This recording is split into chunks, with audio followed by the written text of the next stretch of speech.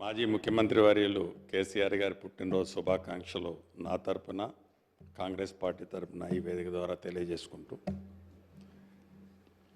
ఇంతకుముందు మాజీ ఇరిగేషన్ శాఖ మంత్రి వర్యులు హరీష్ రావు గారు తెలంగాణ రాష్ట్రం ఏర్పడిన తర్వాత ఈ రాష్ట్రంలో వారు మొదటి టైం అంటే 2014 నుంచి 19 వరకు ఇరిగేషన్ మంత్రిగా ఉన్నప్పుడు వారు సాధించిన అంశాలతో పాటుగా తెలంగాణ ఏర్పడటానికంటే ముందు జరిగిన అంశాల మీద కూడా వారు చాలా కాన్సన్ట్రేటెడ్గా వాటిని వివరంగా విపులంగా దీనికి కౌంటర్గా అంటే గడిచిన తెలంగాణ రాష్ట్రం వచ్చిన తర్వాత ఏవైతే అభివృద్ధి సంక్షేమ కార్యక్రమాల్లో భాగంగా ఇరిగేషన్ సెక్టార్లో మేము చేశామని చెబుతున్న వాటికి కౌంటర్గా గతంలో అవి జరిగాయి కాబట్టి ఇప్పుడు ఇవి జరిగాయని ఎగ్జాంపుల్ మేడిగడ్డ డ్యామేజ్ని కంపేర్ చేస్తూ కొన్ని ఉదాహరణలు ఇచ్చారు.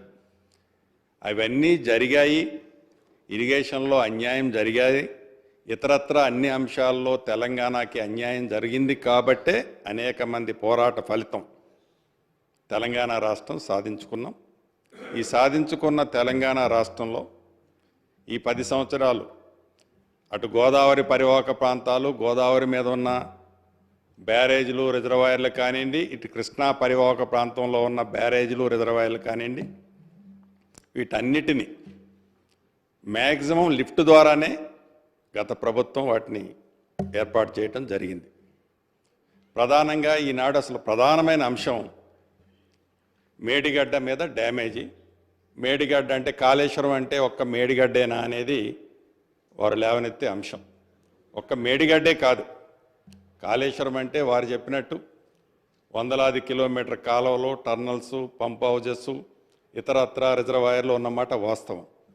ఇందాక హరీష్ రావు గారు పెద్దలు చెప్తూ ఈ కాళేశ్వరం మీద గత ప్రభుత్వం ప్రాణహిత చేవెల్లో 14 టీఎంసీల కెపాసిటీ రిజర్వాయర్ ఉంటే ఆనాడు సిడబ్ల్యూసి ఏదైతే గైడ్ చేసిందో దానికోసం దాని ప్రకారం 140 టీఎంసీల రిజర్వాయర్లు మేము ఏర్పాటు చేశామని చెప్పారు. డెఫినెట్గా అది మంచి కార్యక్రమే. దాంతోపాటుగా ఏదైతే పాలమూరు రంగారెడ్డిలో కూడా రిజర్వాయర్లు ఏర్పాటు చేశారు.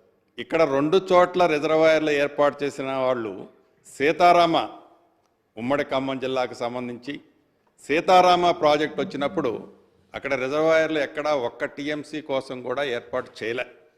మరి ఇక్కడ 2 చోట్ల చేయాలి, లేకుంటే సిడబ్ల్యూసి కమిటీ నిర్ణయించింది అనే అంశాన్ని సీతారామ ప్రాజెక్టులో మిస్ అయ్యారనేది వారికి ఒకసారి ఈ వేదిక ద్వారా గుర్తు చేస్తుంది. రెండోది, గౌరవ ముఖ్యమంత్రి గారు కానీ, మా ఇరిగేషన్ శాఖ మంత్రివర్యులు కానీ, మా ఎల్ఏ మినిస్టర్ గారు కానీ, డిప్యూటీ సీఎం గారు కానీ ఏదైతే ప్రధాన ప్రతిపక్ష నాయకులు కల్వకుంట్ల చంద్రశేఖరరావు గారు సభలో ఉంటే ఎందుకు ఉండాలని కోరుకుంటుందంటే అధికార పార్టీ వారు స్టార్టింగ్ నుంచి ఎండ్ వరకు ఈ ప్రాజెక్టులన్నిటినీ శిల్పం చెక్కిందే నేను, ఈ డిజైన్స్ నా మెమరీలో ఉన్నాయని చెప్పిన వారు ఈ డ్యామేజెస్ జరిగిన తర్వాత సొల్యూషన్ కూడా వారు ఇవ్వగలుగుతారు, ఇని సొల్యూషన్ ఇస్తారనే ఉద్దేశంతో పదే అనేక పర్యాయాలు మా మంత్రి గారు, ముఖ్యమంత్రి గారు ఈ వేదిక ద్వారా వారిని కోరటం జరిగింది. అయినా వారు రాలే. ఇక్కడ ప్రధానంగా నాడు ఆనాటి ముఖ్యమంత్రి కల్వకుంట్ల చంద్రశేఖరరావు గారితో పాటు ఇంకిద్దరు ముఖ్యమంత్రులు హాజరయ్యారు. ఈ హాజరైన ఆ వేదిక సాక్షిగా ఆనాడు చంద్రశేఖరరావు గారు అన్న వర్డ్స్ ఏంటంటే, ఇది ఒక దేవాలయం లాంటి ప్రాజెక్టు, ప్రపంచంలోనే అద్భుతంగా కట్టిన ప్రాజెక్టు, చాలా బ్రహ్మాండంగా కట్టాము అని ఆ రోజు అన్నారు. మంచిది. ఇదే కల్వకుంట్ల చంద్రశేఖరరావు గారు 4-5 రోజుల క్రితం నల్లగొండ వెళ్ళినప్పుడు వాళ్ళకి పని బాట లేదు, బొందలగడ్డకు పోయారు అన్నారు.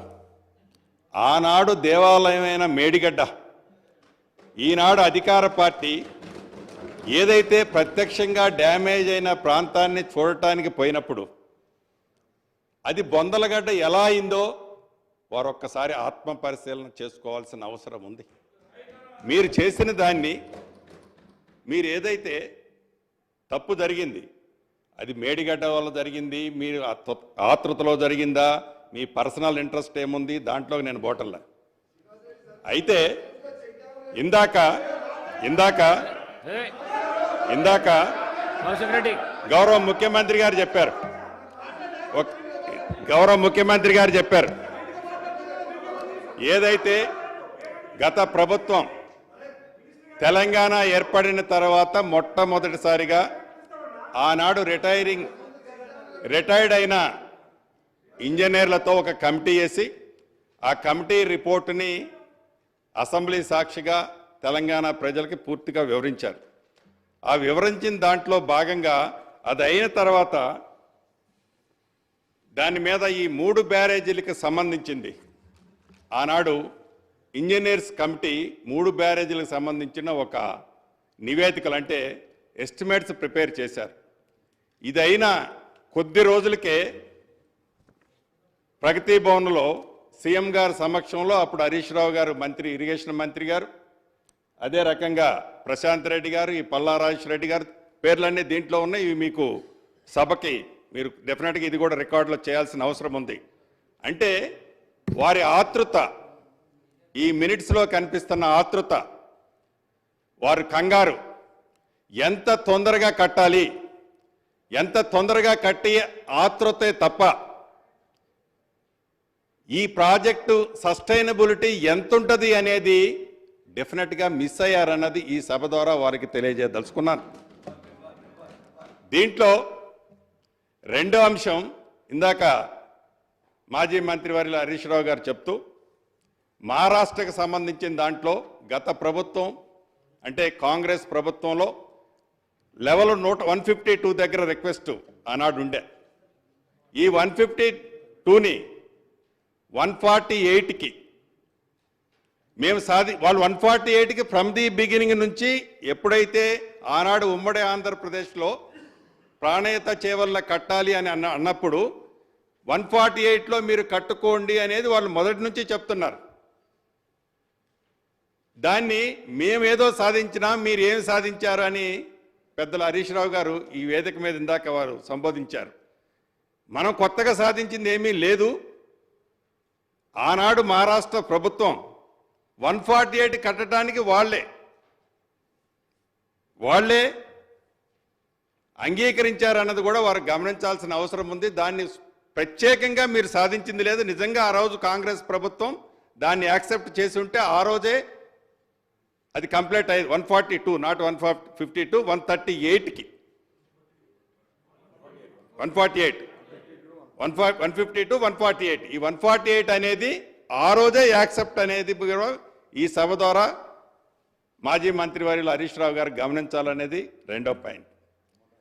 మూడోది, ఏదైతే ఈ కాళేశ్వరం కానివ్వండి, ఈ కాళేశ్వరంలో 3 బ్యారేజీలు పదే మొన్న నల్గొండ సభలో కల్వకుంట్ల చంద్రశేఖరరావు గారు ఈనాటి ఉన్న ప్రభుత్వంలో ఉన్న పెద్దల దద్దమ్మలు అదే నేను ఉండుంటే నీళ్లు ఇచ్చేవాడిని, గోదావరి నీళ్లు డ్యామేజ్ అయినా కూడా గోదావరి నీళ్లు లిఫ్ట్ చేసి సస్యశ్యామలంగా నీళ్ళు ఇచ్చేవనేది ఆ వేదిక సాక్షిగా వారు చెప్పారు.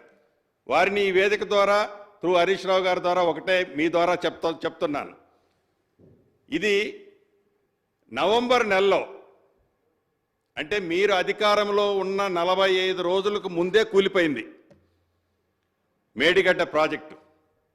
45 రోజులకు ముందు కూలిపోయిన తర్వాత ఈ 45 రోజుల్లో ఎన్ని క్యూసెక్స్ ఎన్ని టీఎంసీల వాటర్ని పంపు చేసి మీరు ఇరిగేషన్ కోసం రిజర్వాయర్లో నింపారు అనేది మీరు ఒక్కసారి ఆత్మ పరిశీలన చేసుకోండి. ఆనాడు ఆపద్ధర్మ ముఖ్యమంత్రిగా మీరే ఉన్నారు. కనీసం ఒక్క టీఎంసీ వాటర్నైనా రివర్స్ పంపించి ఈనాడు మీరు నేనున్నట్టయితే సస్యశ్యామలంగా నీరు ఇచ్చేవాడిని, రెండో పంటకు నీళ్ళు ఇచ్చేవాడిని అని చెప్తున్నారు. ఈ 45 రోజుల్లో కొత్త ప్రభుత్వం రాకముందు ఎలక్షన్ నోటిఫికేషన్ వచ్చిన తర్వాత ఆ 45 రోజుల్లో ఆ ప్రాజెక్టు కుంగిపోయి క్రాకులు ఇచ్చిన తర్వాత నీళ్లు ఉన్నాయని చెప్పిన మీరు ఎందుకు నీటిని రిజర్వాయర్లోకి మీరు పంపలేకపోయారు? అంటే కొత్త ప్రభుత్వం వచ్చిన ఈ 60 రోజులు 70 రోజుల్లో ఈ ప్రభుత్వం మీద పదే పదే మీరు విమర్శలు చేసే పరిస్థితి ఈనాడు మీకు లేదు. మీరు కొత్త ప్రభుత్వానికి సూచనలు ఇవ్వగలుగుతారు. 10 సంవత్సరాల క్రితం ఉన్న ఉమ్మడి ఆంధ్రప్రదేశ్లో ఉన్న ఆనాటి కాంగ్రెస్ ప్రభుత్వంలో ఉన్న అంశాలని పదే పదే ఆనాడు ఉమ్మడి ఆంధ్రప్రదేశ్లో తెలంగాణ రాష్ట్రానికి అన్యాయం జరిగిందని కాబట్టి తెలంగాణ రాష్ట్రం వచ్చిన తర్వాత మనందరం కొత్త జీవితాన్ని ప్రారంభించాం. పద్దాక పాత జీవితంలోకి పోయి ఆనాడు కాంగ్రెస్ పార్టీ ఆనాడు ప్రభుత్వం అన్నదానికంటే ఈ కొత్త ప్రభుత్వంలో మమ్మల్ని విమర్శించే పాయింట్ నాట్ వన్ కూడా లేదనేది గౌరవ సభ్యులు మీ ద్వారా గమనించాలనేది నేను తెలియజేసుకుంటున్నా. ఇక ఏదైతే ఈ రిజర్వాయర్లో బ్యారేజీలు ఉన్నాయో అది మేడిగడ్డ కానీ ఇతరత్ర బ్యారేజీలు ఎస్టిమేట్ మీరు ఒకటి చేశారు. ఎస్టిమేట్ చేసిన తర్వాత ఆ estimate cut off wall upstream కానీ downstream cut off wall కానీ ఆనాడు మీరు cut off wall RCC concrete వాల్తో చేశారు. చేసిన దాన్ని వర్క్ మీరు స్పీడ్ కావాలన్నా మీ ఇన్నర్ ఫీలింగ్ ఏంటో నాకు తెలియదు. యుద్ధ ప్రాతిపదిక మీద ఆ డిజైన్ చేంజ్ చేసి ఆ డిజైన్ చేంజ్ చేయటమే ఈనాడు ఆ ప్రాజెక్టులు పట్టిన అధోగతి అనేది ఈ వేదిక ద్వారా మీ ద్వారా వాళ్ళకి తెలియజేస్తున్నాను. నిజంగా ఆ డయాఫ్రమ్ వాల్ కాంక్రీట్ వాల్తో చేసి ఉండి ఉంటే ఆ శాండ్ని పర్ఫెక్ట్గా కాంపాక్ట్ చేసి ఉండి ఉంటే ఈనాడు ఆ రాఫ్ట్ కుంగేది కాదు, ఆ డ్యాము షింక్ అయ్యేది కాదు. ఈనాడు తెలంగాణ ప్రజల ఈ వేలాది కోట్ల డబ్బు దుర్వినియోగం అయ్యేది కాదనేది ఈ సభ ద్వారా మీకు తెలియజేస్తూ చివరగా నేను చెప్పేది యుద్ధ ప్రాతిపదిక మీద ఇదొక్కటే కాదు, ఇదొక్క డ్యామే కాదు, మిగతా ఉన్న అన్ని డ్యాములో ఈ 3 పిల్లర్లే కాదు. ఇందాక ఉత్తమ్ కుమార్ రెడ్డి గారు ఇరిగేషన్ మంత్రి గారు చెప్తున్నట్టు 2వ డ్యామ్లో సీపేజ్ మొదలైంది, 3వ డ్యామ్లో కూడా బుడగలు వస్తున్నాయి. ఈ 3 పిల్లర్లే కాదు సేమ్ సిస్టమ్. ఈ 3 పిల్లర్లు అన్నది డ్యామ్కి ఒక ఎడ్జ్లో జరిగిన డ్యామేజ్. ఇప్పుడు సెంటర్లో అటుపక్క ఎప్పుడో అడుగున్నర కుంగింది. ఆ అడుగున్నర కుంగిన తర్వాతనే మహారాష్ట్ర సైడ్ అడుగున్నర కుంగిన తర్వాతనే దాని మీద ట్రాఫిక్ని మీరు బంద్ చేశారు. అప్పుడు మీ ప్రభుత్వం చాలా పర్ఫెక్ట్గా ఉంది. ఆనాడే మీరు శ్రద్ధ తీసుకొని ఉంటే మొన్న ఇది డ్యామేజ్ జరిగి ఉండేది కాదు. ఇప్పటికైనా దాన్ని పర్ఫెక్ట్గా కొత్త ప్రభుత్వంలో మేము ఆతృతపడి ఏదో అడావుడి పడి తప్పులు చేయాలనే ఉద్దేశం ఈ ప్రభుత్వానికి లేదు. చిత్తశుద్ధితో గతంలో మీరు చేసిన దాన్ని నిజంగా మీరు ఒప్పుకుంటారా ఒప్పుకోపోతారా అది మీ ఇష్టం. కానీ ప్రజలు గమనిస్తున్నారు. విజువల్స్ కనపడుతున్న దాన్ని కూడా మీరు అంగీకరించకపోవడం అనేది చాలా బాధాకరం. అంగీకరించిన దాన్ని కూడా మీరు ఆతృతతో కట్టారా, ఎవరు కట్టారు, ఎంతమంది కట్టారు, ఎట్లా కట్టారు, డిజైన్లు ఎందుకు మార్చారు, దీనికి కారకులు ఎవరు, ఎంతమంది సస్పెండ్ చేశారు, వరద వచ్చినప్పుడు ఎన్ని పంపులు మునిగిపోయినాయి, పంపులు మునిగిపోవటానికి కారణం ఏంటి, దాని మీద చర్యలు ఏం తీసుకున్నాము అనేది కూడా మనం గమనించాల్సిన అవసరం ఉంది. తప్పకుండా ఈ ప్రభుత్వం చిత్తశుద్ధితో గౌరవ మంత్రి గారు కానీ ముఖ్యమంత్రి గారు కానీ మా ఎల్ఏ మంత్రి గారు కానీ చాలా వివరంగా చెప్పారు. వీటి మీద మీరు చేసిన తొందరపడి ఈ ప్రభుత్వం తప్పులు చేయాలని ఈ ప్రభుత్వానికి లేదు అనేది చాలా స్పష్టంగా మీ ద్వారా గౌరవ మంత్రివర్యకు తెలియజేస్తూ, నిజంగా కల్వకుంట్ల చంద్రశేఖరరావు గారు కూడా సభకు వచ్చి ఉంటే వారు అనుభవంతో ఏదైతే దాన్ని ఇన్డెప్త్గా ఆనాడు స్టడీ చేసి కట్టారో ఆ కట్టింది యువతల డిబేట్ ఈనాడు జరుగుతున్న తర్వాత ప్రత్యక్షంగా కనపడుతుంది. కాబట్టి ఆ కనపడ్డ దాన్ని ఎలా రెక్టిఫై చేయాలనో మంచి సూచనలు ఇచ్చి ఉంటే ఈ ప్రభుత్వం తప్పకుండా స్వీకరించి ఉండేది. అటువంటి పరిస్థితి లేకపోవటం, వారి సభకు రాకపోవటం కూడా నిజంగా దురదృష్టకరం అని మీ ద్వారా ప్రధాన ప్రతిపక్ష సభ్యులకు తెలియజేసుకుంటూ సెలవు తీసుకుంటున్నాను.